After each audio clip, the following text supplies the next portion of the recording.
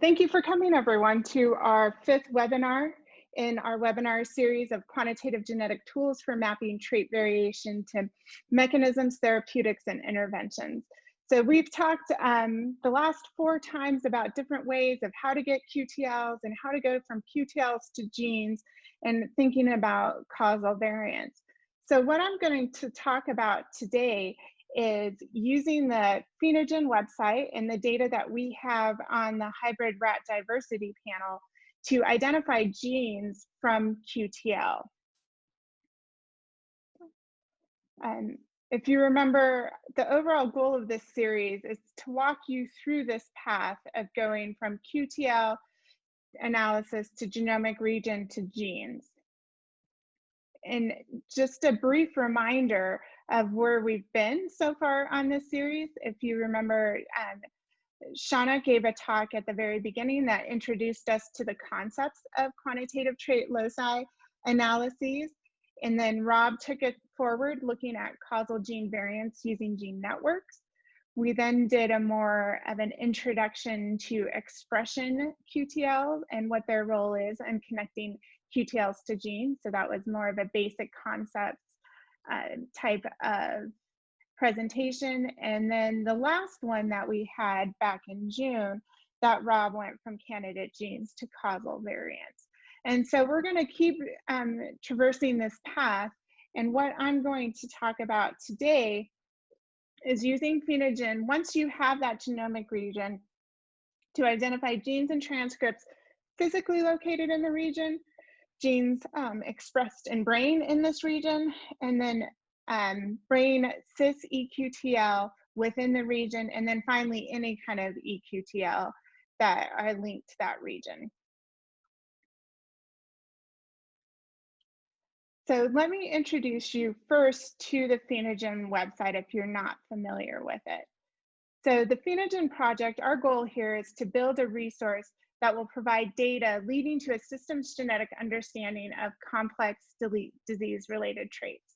And so what we are looking at is building a resource on a large panel of genetically defined inbred rat strains, and we're gathering transcriptome information, mainly from brain and liver, but we'll see a little later that we also have some information from heart, and we'll be getting information on a couple other tissues as we go forward, and then learning how to integrate those data.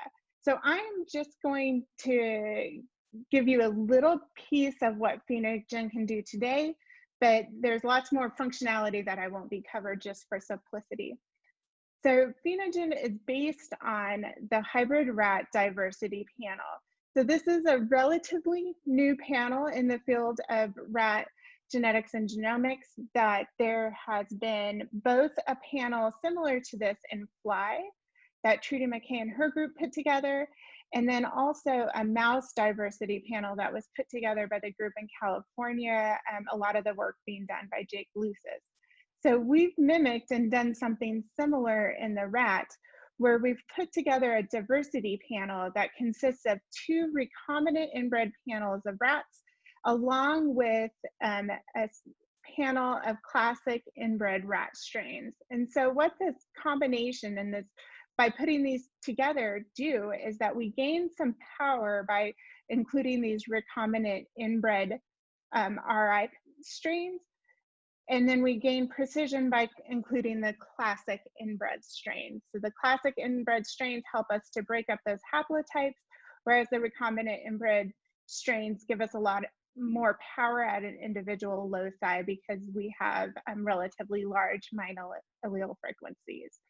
And so one of the advantages to an inbred panel is also that we can accumulate data across generations and across laboratories. So we can measure things like invasive things like brain RNA expression levels in 2 rats from the same litter, same strain, one with some kind of intervention and the other without, to really isolate what's being driven by genetics and what's being driven by exposure. The other advantage to having this inbred panel is that we can gather this transcriptome information on these animals, and then people other researchers can gather phenotype information, and that information can be easily integrated at the strain level.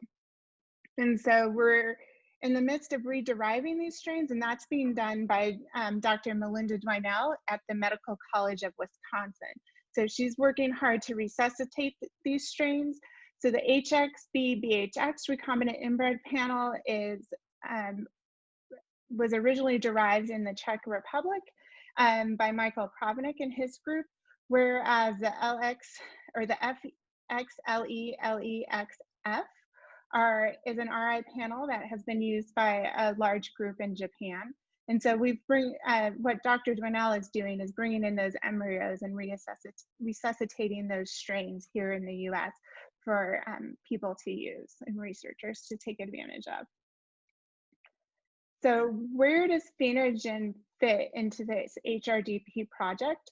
What PhenoGen's trying to do, not only the dissemination, but also the gathering of the transcriptome information. So we're gathering RNA-seq data and then processing it so that we can get not only quantitative levels of RNA expression, but we can also get things like eQTL and co-expression networks so that we could do both data-driven or gene-driven analyses and phenotypic-driven analyses, so both forward and reverse genetics.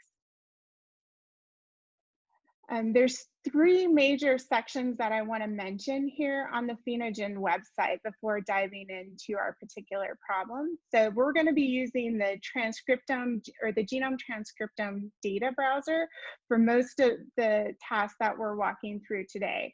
And so that's a visualization tool. It's very similar to the UC Santa Cruz genome browser, but what we're focusing on is the RNA expression data from this HRDP panel. Along with visualization of all this expression data, we also have these data available in our data download section. So if you want to work with the data directly, you can easily go get it from that area. So we have the processed RNA expression data. We have the exact data files that were used in many publications. We have strain-specific genomes for the two progenitors of the HXB strains. And then we also have reconstructed brain and liver transcriptomes on the website. And we'll be updating it with those transcriptomes soon with some single molecule RNA sequencing. And then what will possibly be a discussion for a later time is our gene list analysis tools. So that's where you come in with a gene list and we can do things like annotation, show you where the eQTLs are, where the co-expression networks that they belong to, look at for microRNA binding sites and promoter analyses. And so today, what I'm simply going to do is take you from QTL to gene on the PhenoGen network. And so I'm going to go back to the phenotypic QTLs that Rob presented in webinar 2. So he identified a large peak on chromosome 6 that was associated with nicotine sequencing in the HS rats. And so that data was collected by Hao Chen. And so we're going to pursue that region a little bit more using the PhenoGen website. So the first thing that we're going to do is go to the Genome and Transcriptome browser. So there's a list of buttons at the top of the PhenoGen website, and that will take us to the browser. And the first thing we need to do is enter the region that we want to look at. So for this demo, we're going to go 1 megabase up and 1 megabase back from the peak that Rob identified using Gene Network. But we can use, you don't necessarily have to go 1 megabase up or 1 megabase back. You can enter a Bayesian credible interval or a Lara drop interval or any kind of interval you want here to get to see that region. It's also in PhenoGen, you can just put in a gene and go directly to that gene, but I'm just going to stick with the region tools today. And then just like the UC Santa Cruz genome browser, there's many different tracks within the PhenoGen genome browser.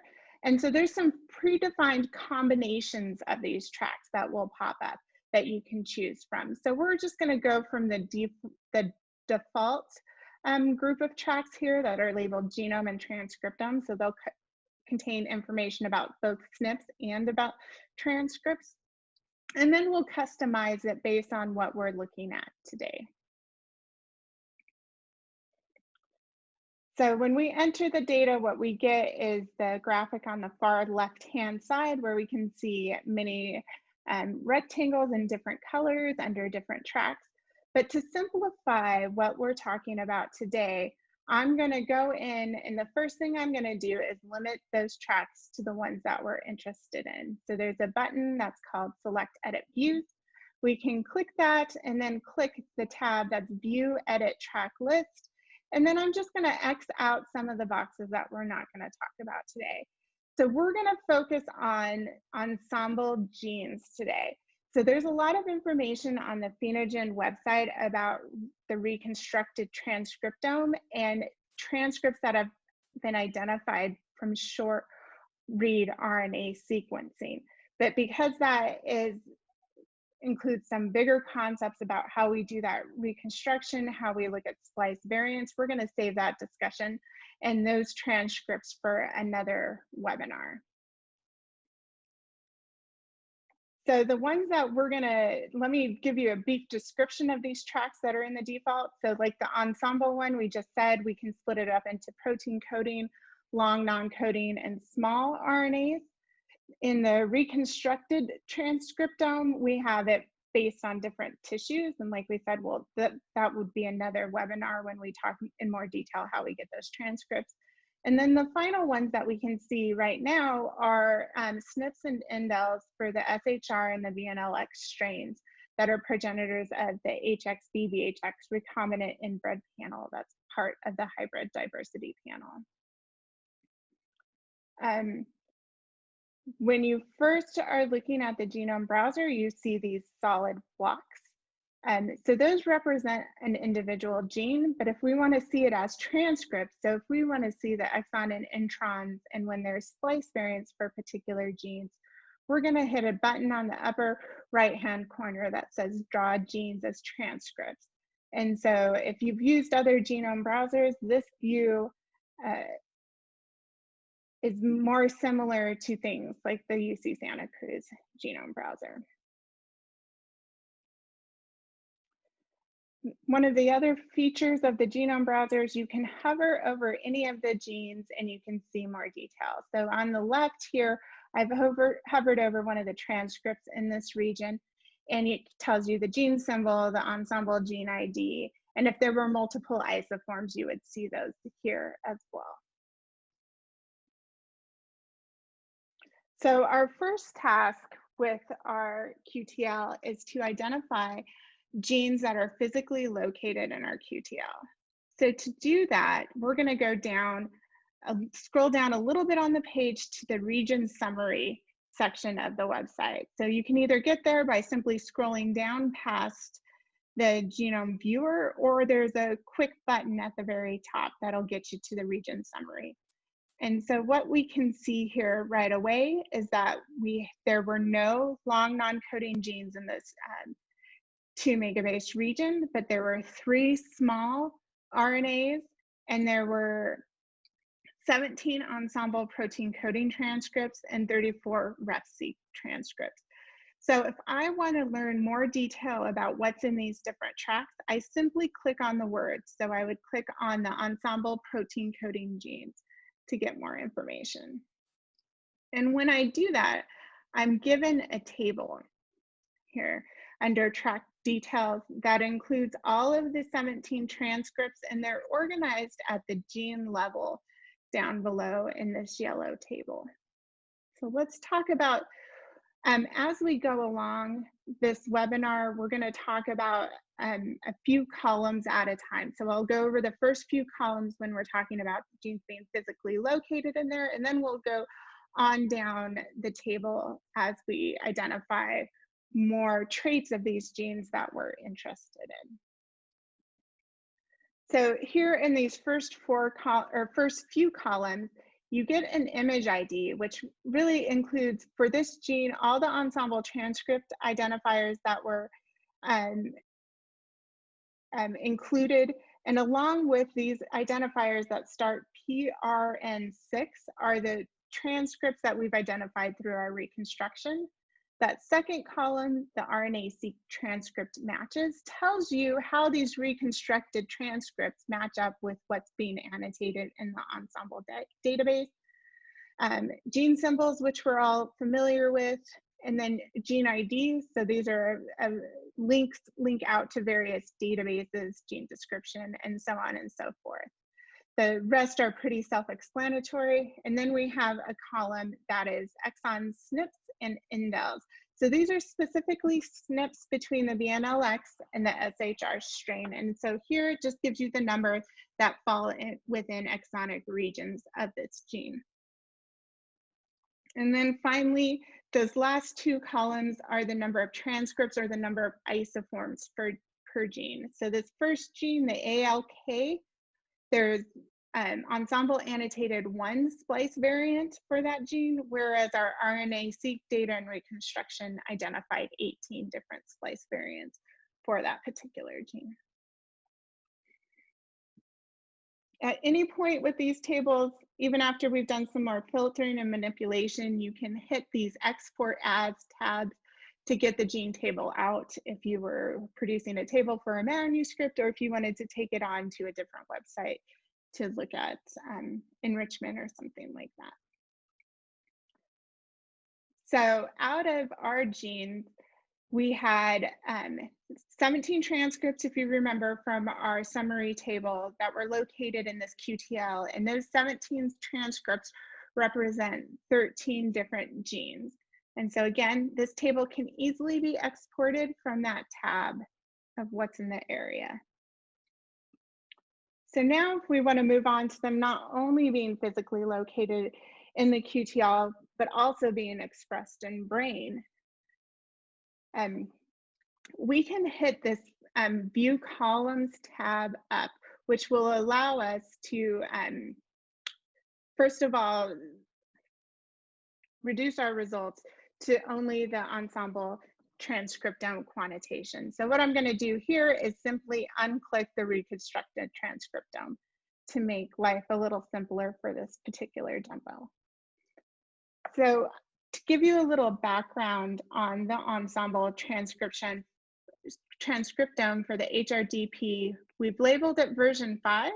So as we gather more and more strains from the HRDP, our versions will increase and the data sets will become bigger in size. This is all ribosome depleted total RNA, or ribosomal RNA depleted total RNA. So what that means is that we're getting both long non-coding and polyadenylated transcripts from the RNA. And we've looked very in depth at both rat brain and liver. So we've done a typical paired end read with a high-seq or a nova-seq, but we're going pretty deep with close to 60 million reads per sample, and with 45 inbred strains and 3 males per strain. So this is some pretty deep data, and that's why we're able to do some of the reconstruction, and that's why we're able to identify both non-coding and coding elements. And so not only are we going to display this data today, but if this is a data set that you're interested in, it's available in that download data set section. So it's the processed RNA-seq data here means that we've quantitated it based on the transcriptome. We've done a batch correction on the data, and we've done a residualized or regularized log transformation on the data. So the data are log-based to transformed and can be easily amenable to many linear type statistical analyses.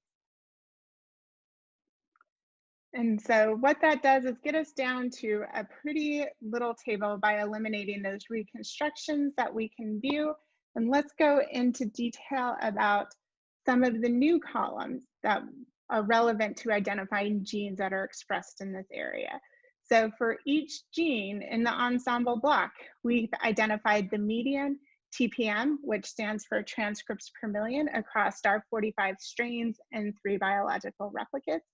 We've also identified the range of these TPM values, and calculated a heritability, a broad sense heritability based simply on a one-way ANOVA, where we've looked at the proportion of total variants in the RNA expression levels that can be attributed to strain.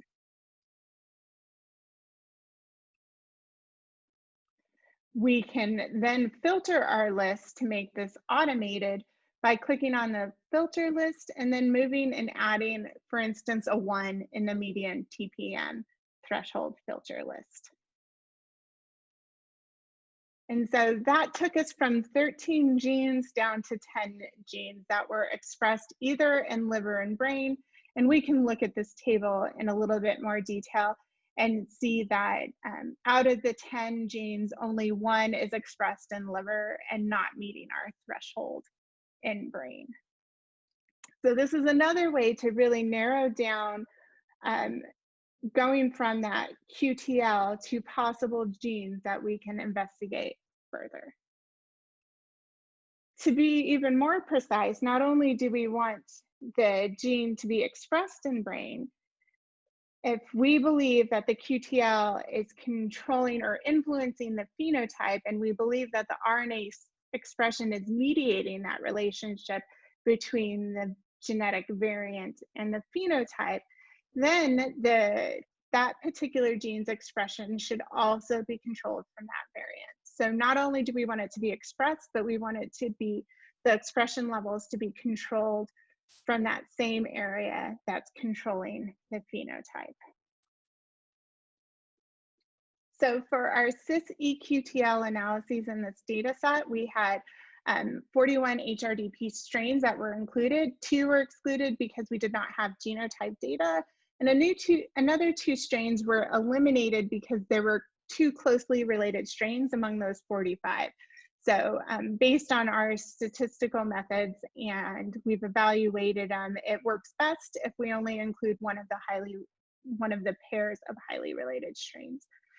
We use what's called a GEMMA analysis, and what that does is use a linear mixed model to calculate these eQTLs and accounts for population structure by adding a random element.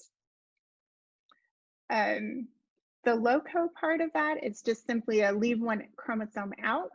So again, when you're calculating the population structure, loco, what it does is when it calculates the kinship, it leaves the chromosome out that you're doing the analysis on. So this is a lot of technical detail.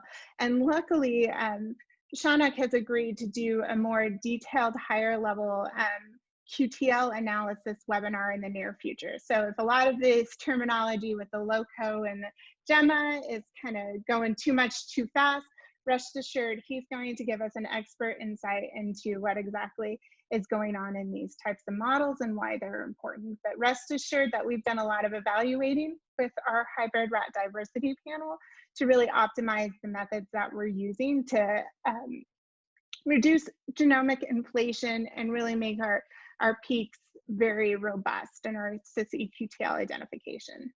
So we looked at, for each gene, we looked 1 megabase up and 1 megabase down from where the gene is located. And then we only adjusted our p-values for the cis SNPs in that area.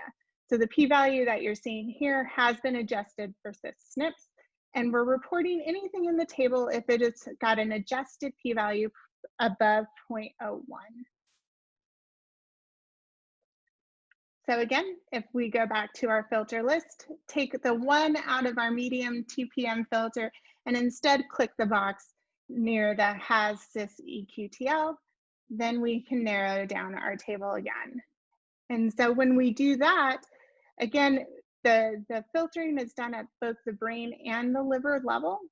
And when we look more closely at our genes, we have 2 that have expression cis-eQTL in this region and are expressed in this region. And I just want to bring this back. These are just to show you that many of these results are robust. If you remember, these are some of the genes that also came up in Rob's analysis using Gene Network. And so this RAS GRP3, he found some information linking that to dendritic spine plasticity. So again, if we're going from a big eQTL with lots of genes, we've gone from 13 genes down to really 2 that are really strong candidates for this area. But one of the advantages of building these bigger, deeper data sets is that we can identify regions of the genome that control expression of the gene, even if that region is farther away from the gene and maybe not in cis. And so with only half the HRDP panel now, we don't have a ton of power to look at those trans. So the ones that are coming out are really strong candidates at this point. So if I did, in the PhenoGen website, we had been sticking with the track details tab. To look at trans eQTLs, we can hit genes with an eQTL in this region. And unfortunately, this particular region that we chose, full disclosure, there weren't any trans eQTLs that link back to this region that passed a p-value of 10 to the minus 5. And so for demonstration purposes, what I've done is simply, and so this part is just telling us that the eQTLs it's using are from the RNA-seq data on the Ensembl transcriptome, and they're using these genome-wide eQTLs rather than cis eQTLs, and the specific eQTL p-value cutoff. So what I did instead, so that we had at least some interesting results to hypothesize about for this particular demo, is I went back and I extended my region. So instead of just going 1 megabase up and back from the peak, I went 5 megabases up and 5 megabases down from the peak. And when I did that, I did get several genes that have trans eQTLs that are controlled from this same region of the genome. So let's dig into this information a little bit more. So the first graphic that you see on the left is what we call a Circos plot. So we're basically taking those QTL plots that we saw Rob and Shauna both present, and we've kind of bended them and made them into a circle. And what that does is it allows us to make connections between the physical location of the gene and the area of the genome that's controlling it. And it also allows us to compare across tissues. So for instance, the blue circle represents results from the brain, whereas the green inner circle represents results from the liver. And so based on how we got to this point, what this Circos plot represents is you can see that all along the outside of the circle, I have Ensembl gene IDs that have been linked to their physical location.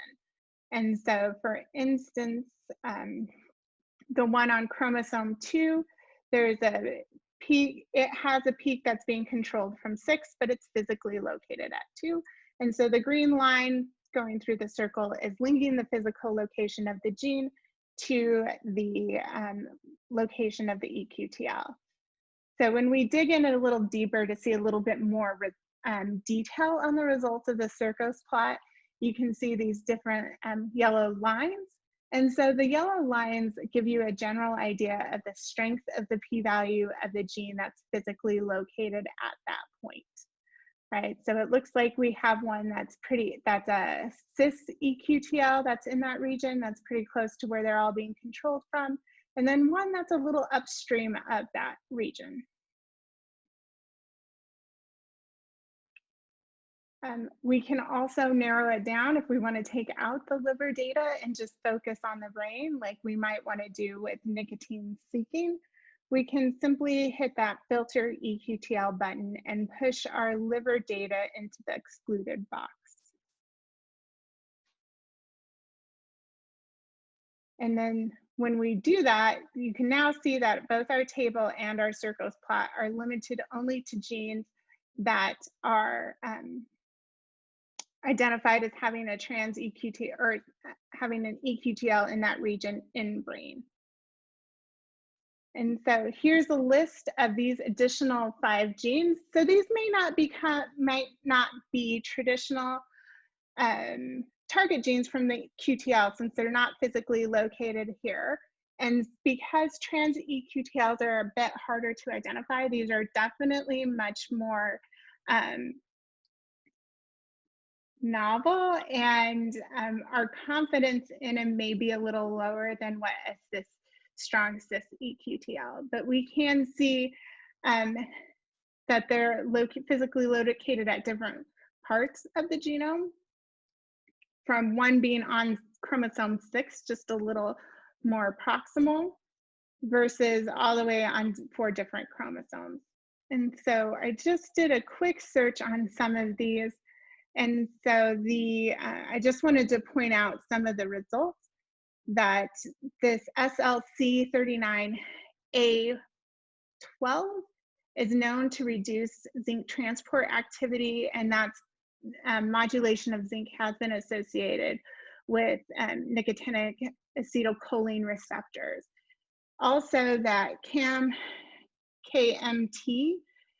it's been linked with other disorders, including anxiety.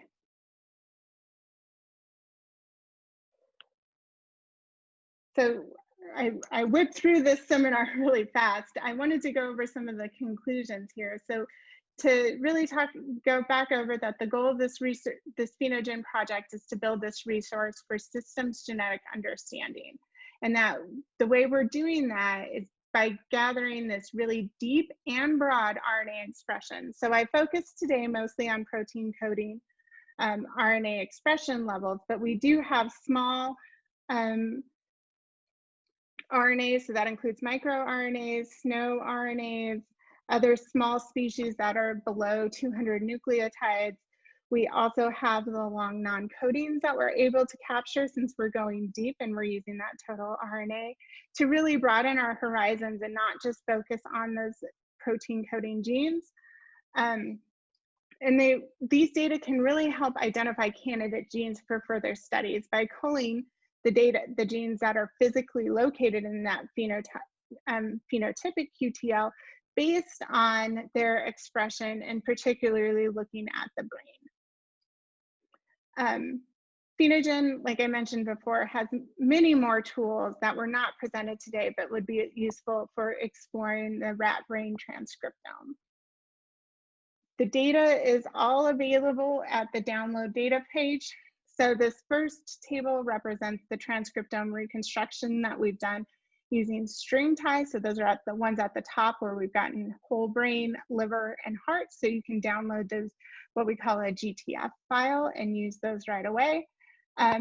Below that is the transcriptome quantitation. So those are the RNA expression levels that have been processed and where we've taken control, eliminated outliers and eliminated core samples, and done batch correction to get a really clean data set that's ready for further analyses.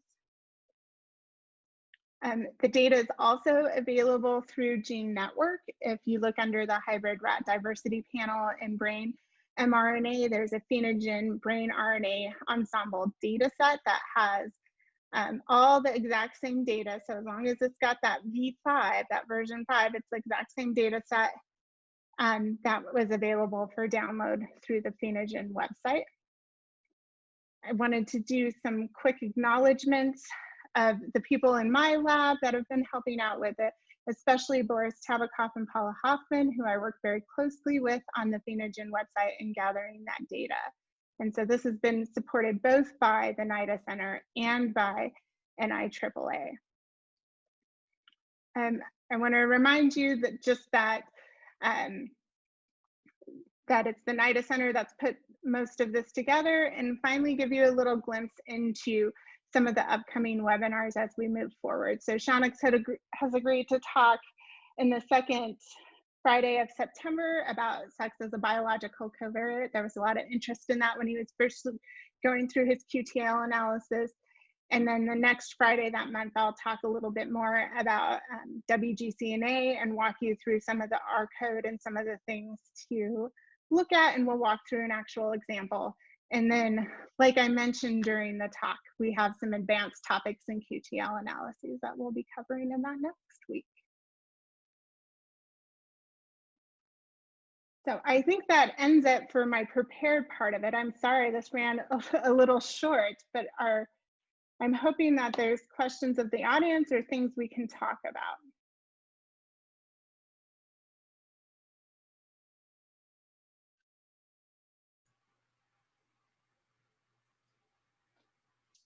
So, Laura, people can give their questions in the chat or unmute and speak.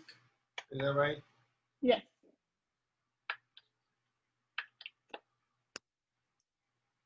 So I can start with a small question, which is, if I remember correctly, you had 3 males per strain. Is that right? Yes. Since the next topic will be sex as a biological covariate, may I ask sort of, what was why 3 males and why not females? Right. No, that's a great question, and we are working towards getting some females. So we've initially collected some female data. So we do have it on a few of the inbred strains. So we have females at 3 different stages of their estrus cycle. And so we're just now working through some of that data to see what the differences are between males and females and what the differences are between the sexes to really position ourselves well for adding females to the database. So first of all, we want to be able to say how much does the estrus cycle influence RNA expression in the brain and liver.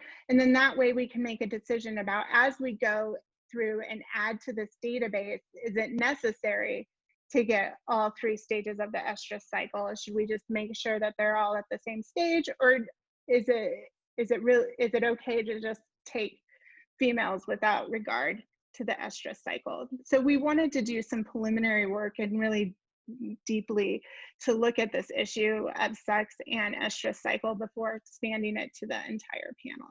So we could do it in a very intelligent way. Thank you. Okay, there's a question from Megan Chenoweth. Oh, okay. So, okay, she has a question. Cis, how do you define cis versus trans eQTL?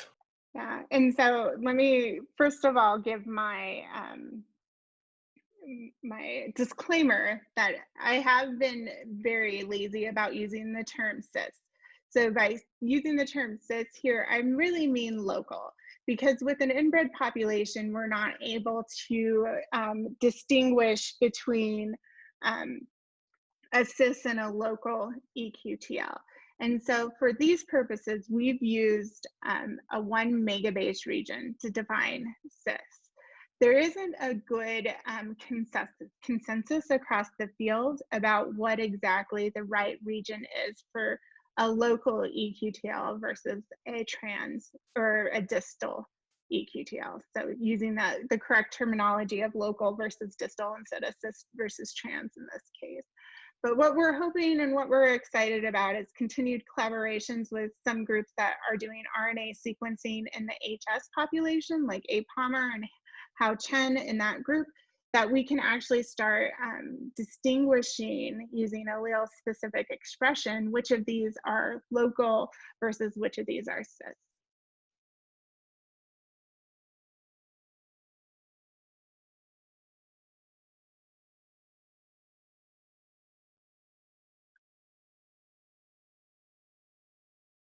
So I see another question here about using Bonferroni versus using something like Benjamini and Hochberg. So I want to be very clear and say that we did the Bonferroni just for the cis eQTL. And there are more sophisticated ways to do that we're exploring, that we can look for effective SNPs, because obviously with the Bonferroni, one of the assumptions, the statistical assumptions with that is that all of your tests are independent, and there's going to be some linkage disequilibrium among the SNPs especially. And so we know that that is not, that assumption is most likely violated. And so there are some other tests that we're working with to try to update those methods to get more the effective SNP rather than adjusting for all SNPs. But we have chose not at this point to adjust the trans eQTL. And so instead of adjusting the trans eQTL, what we've done is just increased our threshold for significance. And so instead of saying a p-value of 0.01, we're saying it has to have a p-value unadjusted for multiple testing that's above 10 to the minus fifth, which tends to be what people use when looking at HS and other animals with population structure, where again, the multiple testing correction, there are some new methods out there for it. And so we're looking into those on how we can implement them in this data set and see what kind of differences those make. So very quick follow-up there. I think you mentioned that there is an assumption about independence. That's for the Benjamini Hochberg, not for the Bonferroni. I think they both assume it, right? I think Bonferroni does not assume the independence, or you can, it is. It's not as strong.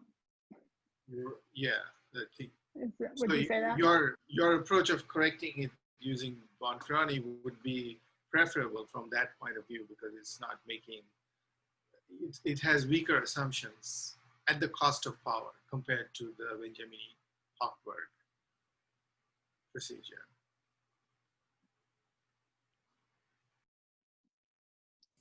Can I chime in here just a little bit about the FDR versus the Bonferroni? We also wanted the Bonferroni correction was, since it was only over the cis located markers, like when you looked at the multiple testing per gene, the number of cis markers ranged kind of like, sometimes there was only 1 and then sometimes 10, but you didn't have, you know, these thousands of markers to do the multiple adjusting for that normally FDR is, you know, optimized for. It was more of a smaller set. Thank you, Lauren. Thank you. So yes, and the follow-up to that question was, will you send us a link with the new correction methods? And I'm happy to put that in our Q&A afterwards. So thank you for putting that in the chat. All right, well, maybe we'll just call this a short one this time. And we'll let you all go, and we'll see you maybe in September 11th when we talk a little bit more about covariates and Shanak takes over from here. Thank you, guys. Thank you.